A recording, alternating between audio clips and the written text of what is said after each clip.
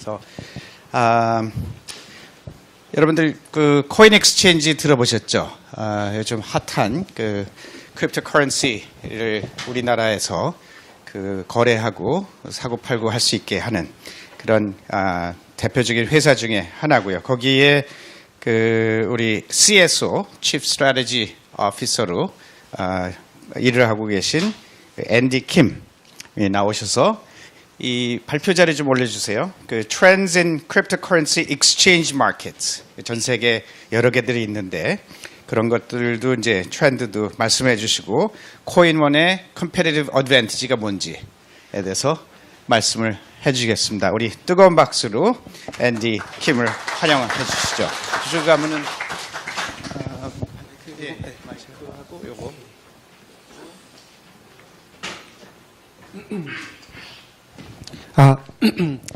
네, 안녕하십니까. 김치원이라고 합니다. 오늘 그 코인원에 대해서 제가 좀 말씀을 드리려고 이제 올라왔는데요. 그 발표 시작 전에 일단 제가 누구인지에 대해서 먼저 좀 간략하게 소개를 드리는 게 좋을 것 같아서요. 저는 공대를 나왔습니다. 이제 공학 박사 출신이고요. 미국 MIT에서 이제 기계공학 박사를 이제 받았습니다. 받고 그 이후에 좀 특이하게 이제 경영 컨설팅 회사에서 한 6년 정도 일을 했고요. 그 이후에는 사모펀드 프라이빗 에쿼티라고 하죠. 사모펀드 업계에서 한 3년 정도 일을 하다가 사모펀드에서도 이제 핀테크에 관심을 갖고 핀테크에 투자를 하려고 하다가 이제 제가 그 프로젝트를 좀 추진을 했었는데요.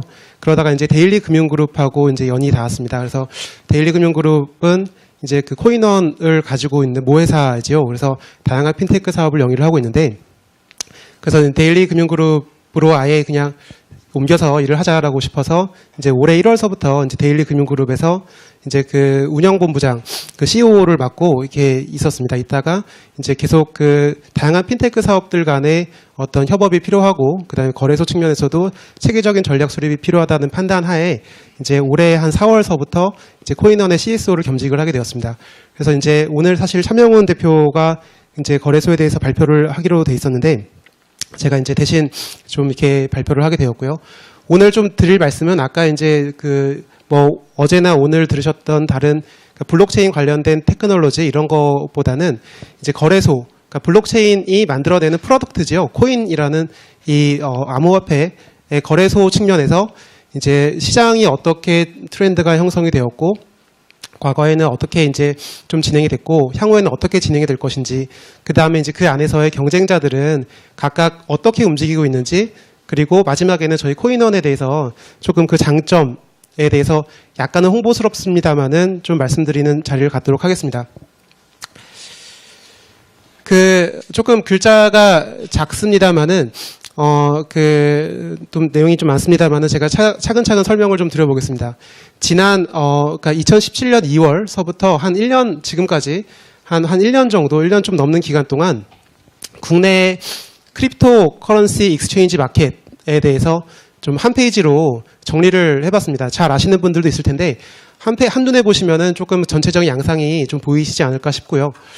그래서 이제 2017년 2월 전, 그래서 매스 어트랙션 전이라고 했는데 그때는 사실은 사람들이 별 관심이 없었지요. 그래서 커스터머 입장에서는 별로 관심이 없었다.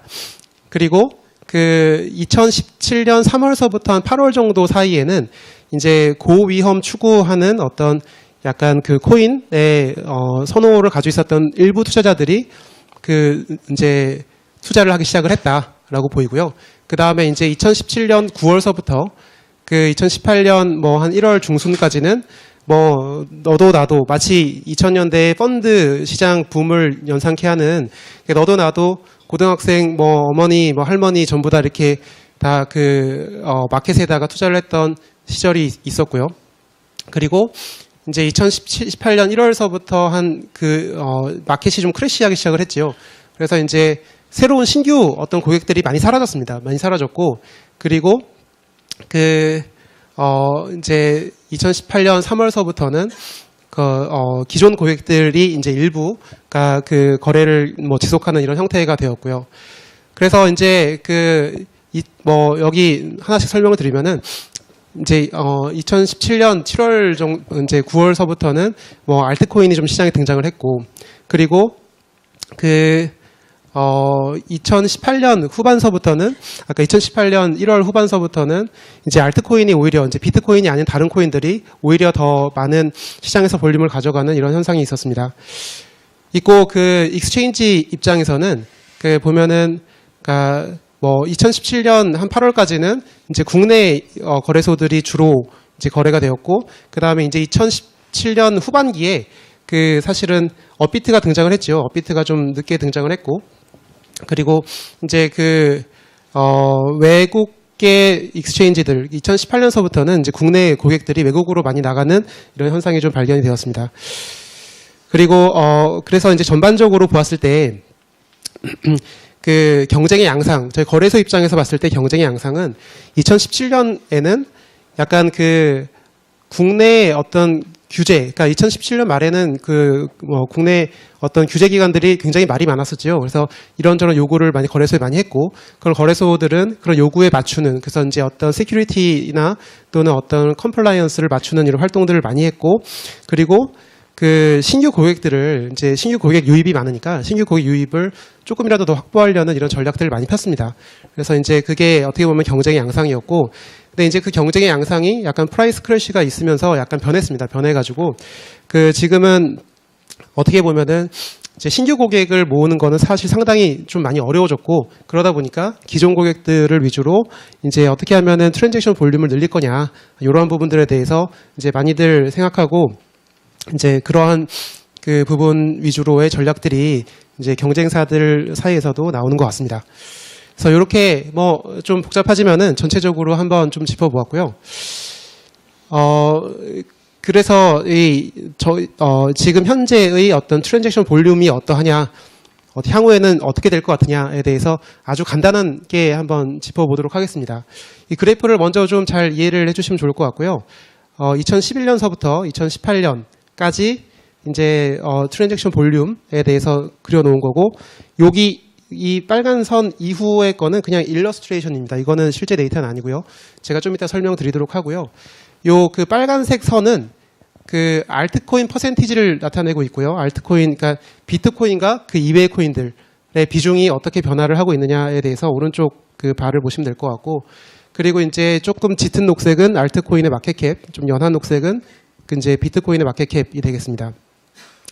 그래서 이제 보시는 바와 같이 거의 2017년까지는 거의 대부분이 비트코인이었죠. 비트코인이었다가 이게 이제 2017년 말과 2018년 1월에 어떻게 보면 2,500만 원까지 올라가면서 비트코인이 코인당, 그러면서 이제 프라이스 서지가 있었고, 어떻게 보면은 마켓이 이제 뭐 굉장히 성장을 했었는데, 그 이후에 사실 또 이렇게 다들 아시는 바와 같이 이제 많이 떨어졌습니다. 많이 떨어져가지고 혹자들은 이제 비트코인이 망했구나, 또는 뭐 이제 크립토 커런시들이 이제 망했구나, 앞으로 뭐 어떻게 될 것인가에 대해서 뭐 여러 가지 견해들이 많은데, 사실 2011년서부터 비트코인이 거래되어 왔기 때문에 이러한 과거의 거래 양상을 좀 살펴보면은, 여기 지금 중간에 있는 것처럼 사실 이 마켓의 크래시가 지금이 처음이 아닙니다.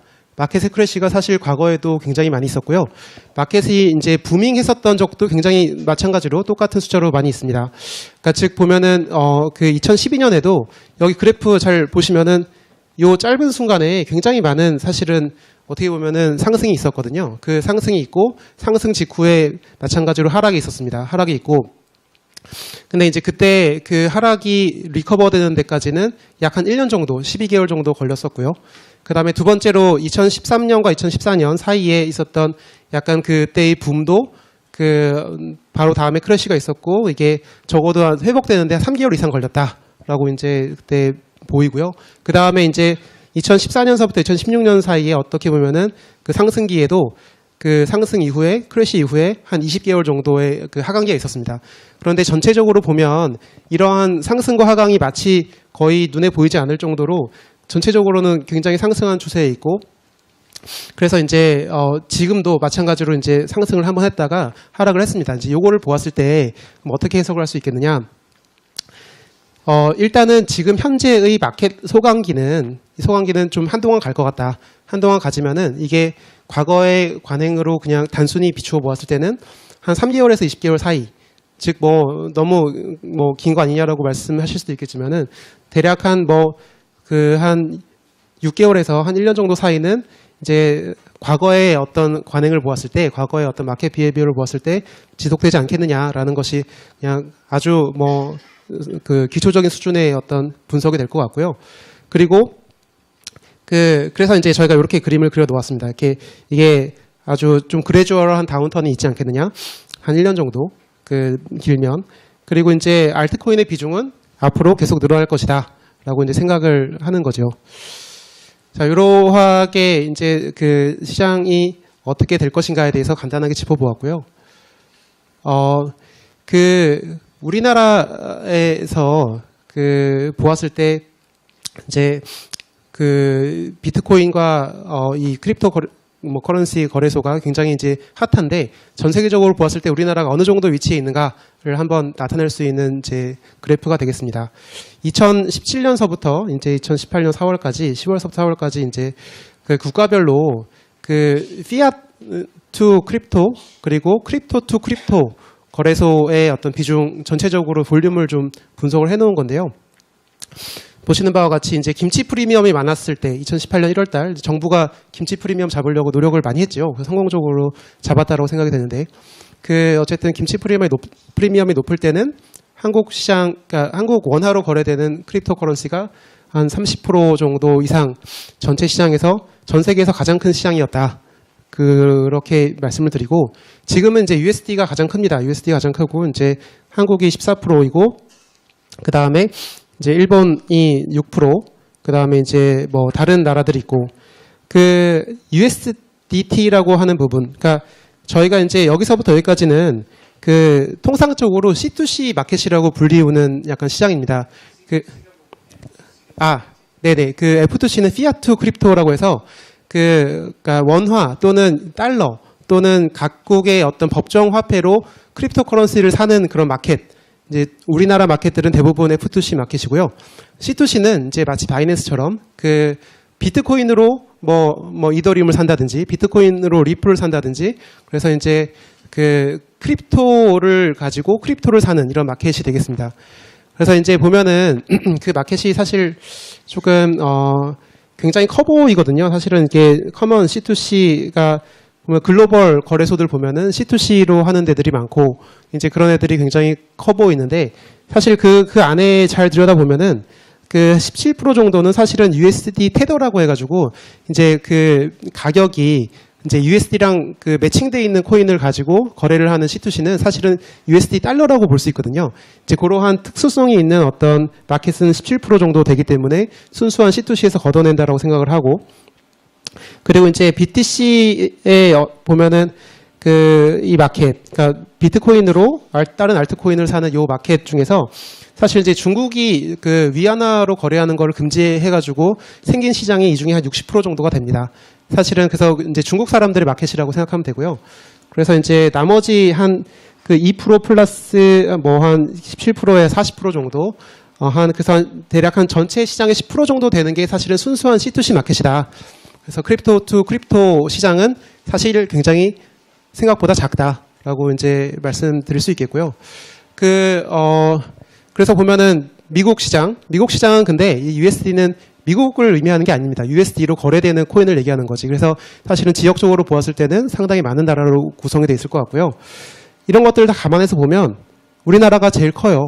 F2C 시장에서. 사실은 제일 큰 나라 중에 하나입니다. 저희 LPGA 골프하고 쇼트트랙하고 그 다음에 이제 이 암호화폐 거래소는 이제 국내가 전 세계에서 가장 좋다라고 이제 좀 말씀드릴 수 있을 것 같습니다. 그래서 이러한 약간 이제 전체적인 랜드스케이프를 좀 보여드렸고요. 이제 뭐 흥미롭게 보시면 될 것 같습니다. 근데 이제 거래소 입장에서는 향후에 전략을 수립하는 데 있어서 이런 자료들이 사실 상당히 이제 전략 수립에 참고가 되는 자료들이 된다고 말씀드릴 수 있을 것 같고요. 우리나라에서 이제 가장 큰 두 개의 거래소, 빗썸과 업비트에 대해서 공개된 자료를 가지고 간단히 이제 분석을 해보았는데요. 이 업비트하고 빗썸은 사실은 글로벌리도 굉장히 큰 거래소들입니다. 한국 거래소가 한국 시장이 크기 때문에 이 두 개의 그 거래소는 굉장히 큰 거래소들인데, 보면은 여기 지금 거래 볼륨, 그러니까 이제 2018년 1월 월별로 그 달에 거래되었던 그 코인의 어떤 그 총 가격의 비중을 이제 그려놓은 건데요.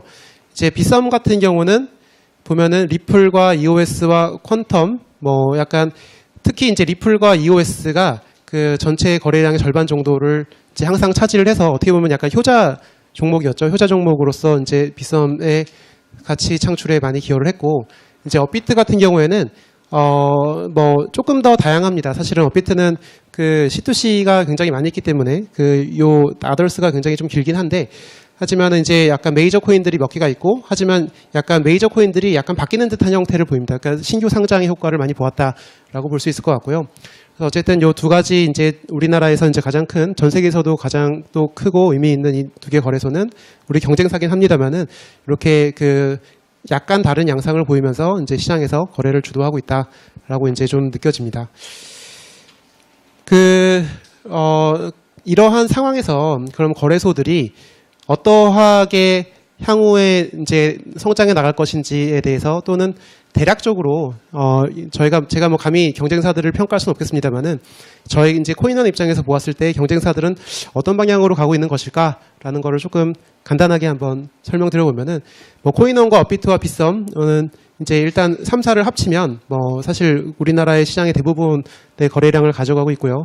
물론 지금 현재는 코인원이 좀 생각보다는 많이 뭐 이렇게 업비트나 빗썸에 비해서는 규모가 작습니다만은, 어쨌든 저 3사가 이제 머저리티 쉐어를 가져가고 있는 형국이고, 지금 뭐 신규로 시장에 진입하고 또 이제 뭐 또는 코빗 같은 경우에는 또 굉장히 초창기 거래소로서 이제 우수한 회사입니다만은, 일단 지금 거래량이 많이 줄어 있는 상태에서 이제 미디엄 사이즈 익스체인지라고 저희가 명명을 했는데, 뭐 저러한 경우에는 지금 거래소 시장에서의 어떤 사업에서의 어떤 획기적 성장을 기대하는 걸로는 보이지는 않고요.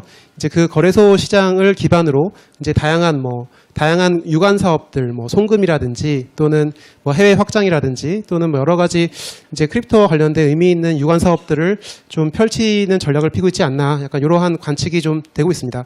되고 있고, 뭐 물론 거래소에서도 이제 메이저하게 성장할 수 있겠지만은 약간 다른 사업들도 많이 신경을 쓰는 것 같다라는 이러한 느낌이 들고요. 그 다음에 이제 후오비나 OK코인 등 이제 해외 거래소들이 한국에 진입을 많이 하고 있는데, 뭐 해외에서 매우 큰 이제 거래소들이고, 그 다음에 한국 시장이 중요하기 때문에 해외 거래소 입장에서는 한국에 들어오는 게 이제 뭐 너무나도 당연히 해야 되는 전략으로 보입니다. 근데 이제 저희 한국에서의 레귤레이션이 굉장히 강해지고 있고, 은행들이 이제 거래소들에게 어카운트를 열어주고 있지 않거든요. 그래가지고 약간 이제 외국계 거래소들이 은행 파트너, 뱅크 파트너가 없는 상황에서 좀 한국에서 좀 이렇게 본격적으로 사업을 하기는 좀 쉽지 않지 않을까, 이런 생각이 좀 들긴 하고요. 물론 뱅크 파트너가 없어도 잘할 수도 있고 뱅크 파트너를 만들 수도 있고 뭐 잘 모르겠습니다만은 그러한 느낌이 좀 들고요. 그러니까 라인과 카카오는 아마도 거래소 사업을, 또는 이제 이러한 ICT 플랫폼에 있어서의 어떤 빅 컴퍼니들, 뭐 SK라든지 또는 뭐 모르겠습니다. 이러한 ICT에서의 공룡 기업들은 거래소 사업을 직접 한다기보다는 아마 마찬가지로 블록체인 사업 또는 유관 사업들 쪽으로 하려고 하지 않을까, 이런 생각이 듭니다. 그래서 이게 저희가 보는 이제 거래소의 한 랜드스케이프라고 보시면 될 것 같고요.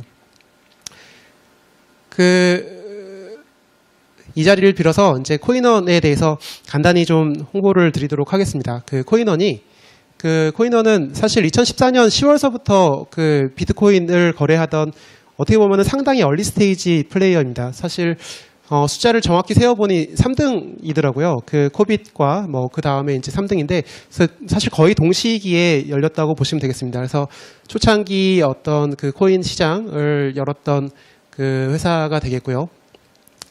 그리고 이제 코인원의 성장의 배경에는 이더리움을 국내에서 최초로 사실 상장했던 회사입니다. 지금 보면은 이더리움의 뭐 가치는 어마어마하잖아요. 근데 대부분의 많은 ICO들이 99.9%의 ICO들이 이더리움에 의존하고 있는 상황인데 뭐 향후에는 어떻게 될지 모르겠습니다만은 이제 이러한 의미 있는 코인을 가장 먼저 이렇게 올렸더라. 그래서 이제 코인 시장의 성장을 좀 주도를 했던 것 같고요.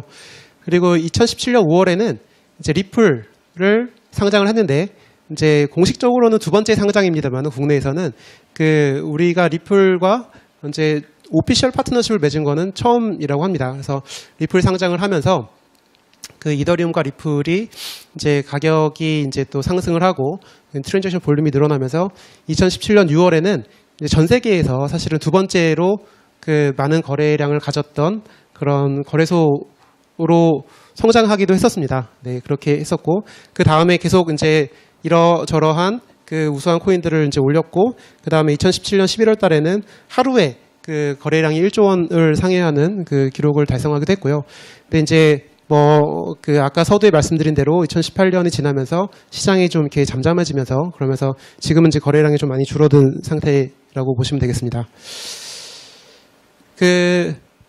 저희 코인원의 강점은 사실 무엇보다도 이제 우리가 올리는 코인들이 이제 우리 거래소 코인원에서 믿는 우수한 코인이다. 1번. 2번.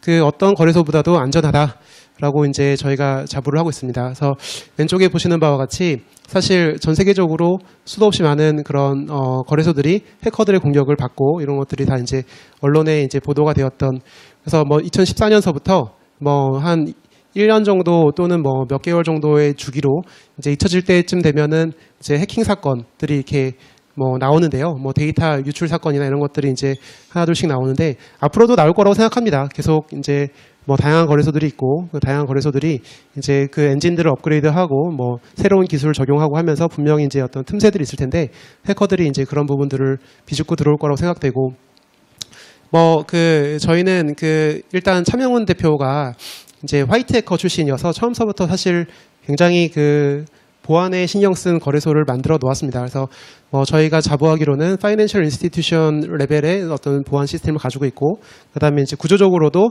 이제 콜드 월렛이라고 하죠. 콜드 스토리지에 이제 많은 코인들을 보관을 해 놓았고 그리고 이제 뭐 이러한 시큐리티가 이제 회사의 문화적으로 굉장히 중요한 요소로 자리 잡고 있어서 아직 뭐 단 한 번도 해킹이나 이런 시큐리티 관련된 문제가 있지는 않았다라는 말씀을 드립니다.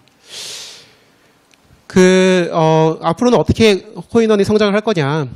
일단은 이제 저희가 좀 얼리 플레이어이기 때문에 지금 이제 엔진 업그레이드를 한번 할 때가 되었고요. 그래서 이제 뭐 시장에서 가장 우수한 어떤 성능을 가진 엔진으로 이제 엔진 업그레이드가 진행 중에 있습니다. 그 이제 곧 조만간 완료가 될 거고요.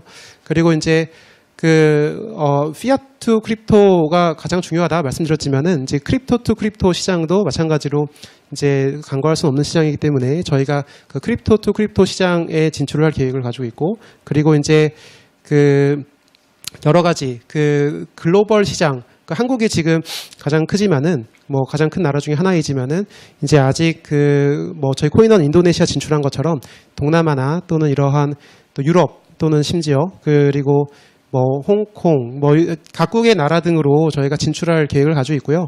그리고 이제 그 서비스 측면에서도 단순 거래소뿐만 아니라 여러 가지 이제 참신한 서비스들 그 송금이라든지 결제라든지 또 그 어떤 기관 투자자들 대상으로 한 서비스 그다음에 이제 또 소프트웨어를 제공하는 서비스 뭐 이러한 것들까지도 다 이제 체계적으로 확장할 계획을 가지고 있습니다. 자, 여기까지 그 코인원에 대해서 뭐 설명을 드렸고요. 지금서부터는 뭐 질문 있으시면은 질문 받도록 하겠습니다. 네, 우선 발표 감사드립니다. 그래서 우리 오늘 발표해 주신 거에 대해서 아마 이 암호화폐 거래구하고 하는 거 많이 궁금하셨던 점들이 풀리셨다고 생각을 하는데 혹시 질문 있으면 해주시죠. 하나, 예, 하세요. 네, 안녕하세요. 발표 잘 들었습니다. 아까 우수한 화폐를 코인원에서 선정한다고 했는데 약간 그걸 디테일하게 좀 어떤 기준으로 선정하는지 좀 알고 싶고요. 그리고 거래소에서 그 주소 관리를 좀 어떻게 하는지 알고 싶습니다. 키 관리. 1번 그 상장 관련돼서는 네. 이제 저희가 뭐 상장과 관련된 굉장히 다양한 평가 기준을 가지고 있습니다. 러플리하게는 이제 뭐 크게 4가지 정도의 기준을 가지고 있는데, 뭐 비즈니스 모델, 어떤 그 팀의 성숙도, 그 다음에 이제 뭐 시장에서의 레퓨테이션, 그다음에 시장에서의 트랜잭션 볼륨, 마켓 데이터, 또 그리고 어떤 기술적인 어떤 실현 가능성, 이런 것들을 이제 주로 보는데요. 사실 굉장히 많은 평가 항목들이 있어요. 근데 이제 그거에 대한 간략한 소개가 저희 홈페이지에 사실 나와 있거든요. 그거를 좀 참고해 주시면 좋을 것 같고, 그러니까 상장과 관련된 문제는, 그러니까 저희는 굉장히 객관적으로 우수한 코인만 선정을 하고 있습니다. 그래서 저희가 믿는 향후에 정말 투자자들이 손해를 보았을 때, 그때 이제 저희가 최대한 선의의 어떤 투자 환경을 제공할 수 있도록 이제 그러한 것에 대한 신경을 굉장히 많이 쓰고 있고요.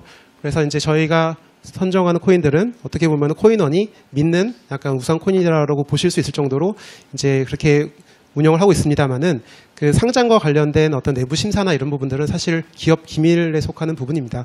그래서 그런 부분들은 제가 좀 구체적으로 말씀드리기는 어려운 면이 있고요. 그러합니다만은 좀 믿고 지켜봐 주시면 좋겠다라는 말씀드리고, 두 번째 지갑 관리 또는 주소 관리 같은 부분은 솔직히 제가 조금 전략 담당자로서 상세한 사항을 잘 모르고 있어서 그 부분은 뭐 향후에 이제 저한테 별도로 좀 질문을 주시면 제가 답변 드릴 수 있는 만큼 답변 드리도록 하겠습니다. 혹시 또 다른 질문이 있으신지요? 네, 우리 강 본부장님 여기 앞에 좀 주세요.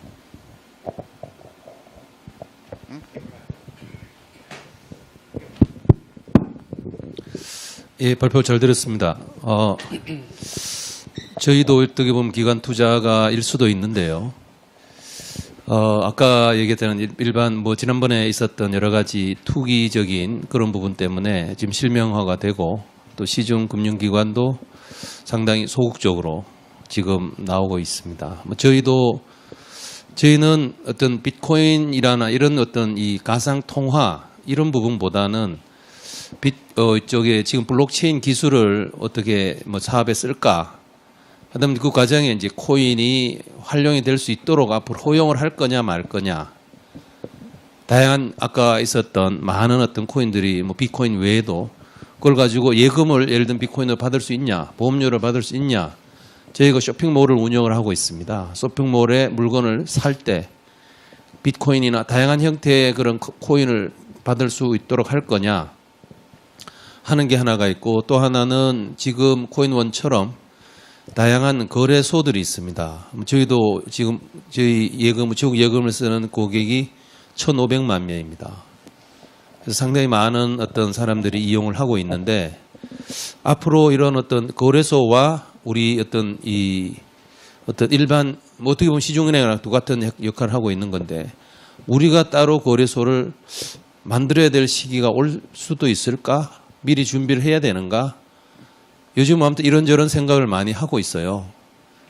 그래서 혹시 코인원 입장에서 봤을 때 아까 네이버나 무슨 뭐 이 다음 카카오도 있고 K뱅크나 우리 카카오뱅크도 있고 또 제도권 안에 있는 은행들도 있고, 기존의 어떤 이 금융기관에게 바라는 바, 물론 뭐 거래를 하지 않은 게 가장 바라는 바가 아닌가 싶긴 합니다만, 그게 뭐가 있을지. 그다음에 또 하나는 혹시 코인원이나 거래소 측에서 거래되는 그런 어떤 다양한 형태의 이런 어떤 거래 금액을 국내 또는 해외 뭐 예를 들면 우선 뭐 이 결제 체계 속에서 환전이나 이렇게 해서 실제로 캐시로 환전을 하고 하는 그런 시스템을 뭐 예를 들면 IMF가 되든지, 지난번에 제가 골드만삭스에 갔을 때 그 사람들은 자기들은 아직은 이런 크립토 커런시에 대한 투자 상품을 추천하고 싶진 않다. 왜냐하면은 이 리스키한 부분이 아직은 예측 가능성이 워낙 낮기 때문에. 그래서 뭐 월가 쪽에서 대출을 자기랑 비슷하지 않을까. JP 모간도 그런 얘기를 합니다.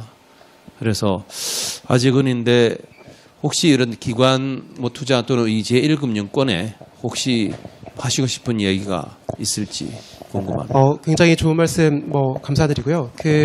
우체국 같이 굉장히 방대한 고객을 보유하고 이제 국내 경제에 아주 큰 영향을 미치고 있는 이제 유력 금융기관이 이제 본부장님께서 이렇게 블록체인과 가상화폐에 대해서 큰 관심을 가지시고 이렇게 어떻게 하면 적용할지에 대해서 노력해 주시는 거 자체가 되게 저희한테는 좋은 일이라고 생각을 하고요.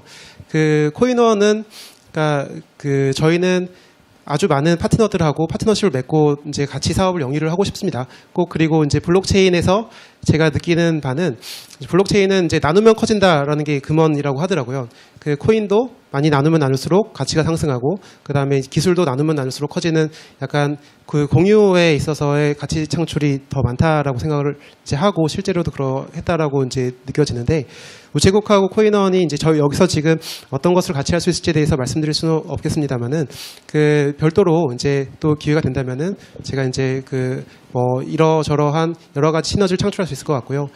그리고 제1금융권에 전반적으로 드리고 싶은 말씀이라고 하면은 사실 뭐 저희 거래소는 지금 어떻게 보면은 그 뭐 사정 당국의 타겟이 되고 있기 때문에 저희가 이렇게 뭔가 바라는 게 딱히 있지는 않고요. 그냥 빨리 레귤레이션이 어떤 방향으로든 정해지면 그거에 맞게 또는 그리고 이제 거래소도 움직일 것이고 저희도 움직일 것이고 제1금융기관에서도 이제 이러한 부분들에 대해서 관심 갖고 계속 지켜봐 주시면 좋겠다. 이 정도 말씀드리도록 하겠습니다. 네.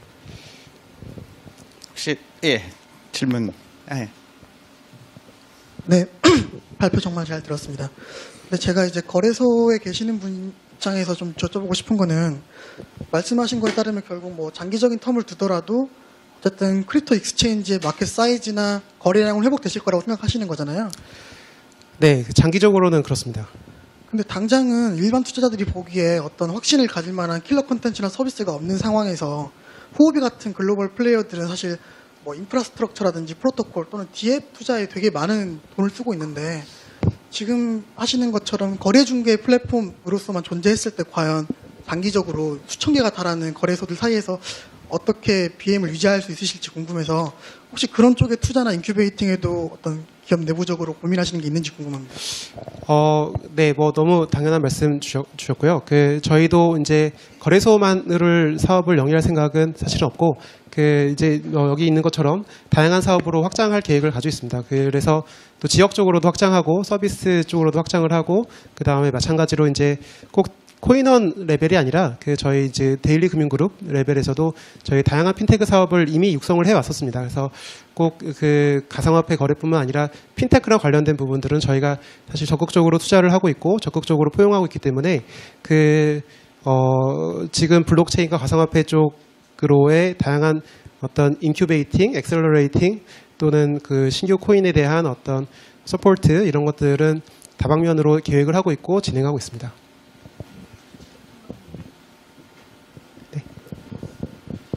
발행도 고민하시고 있는지 궁금합니다. 네, 저희 근데 코인원은 아니고요. 코인원은 자체 토큰 발행 계획이 아직 없습니다. 네. 네. 하나 마지막으로 제가 궁금한 게 하나 있는데 이 거래소 가면은 디지털 월렛을 만들어야 되잖아요. 그래서 그 코인원 가면 코인원 월렛, 그다음에 이 빗썸 가면 빗썸 월렛. 혹시 이 월렛들끼리 내가 갖고 있는, 예를 들어서 내가 하나씩 갖고 있다. 거기에도 뭐가 있고 여기도 있고. 근데 내가 내 거 아니면 뭐 우리 가족한테, 내 친구한테 이걸 월렛끼리 줄 수는 없나요? 월렛 자체를요? 아니면 그러니까 거기 월렛 있는 안에서의 네, 그거 가능합니다. 네. 가능해요? 네, 네, 충분히 가능합니다. 네. 네. 그렇군요. 네, 알겠습니다. 네. 예. 오늘 좀 더 계실 거죠? 여기 끝나고? 네네. 예. 그래서 더 궁금하신 거 있으면은 이거 끝나고 더 얘기를 나누면 좋겠습니다. 예. 네, 감사합니다. 감사합니다. 예.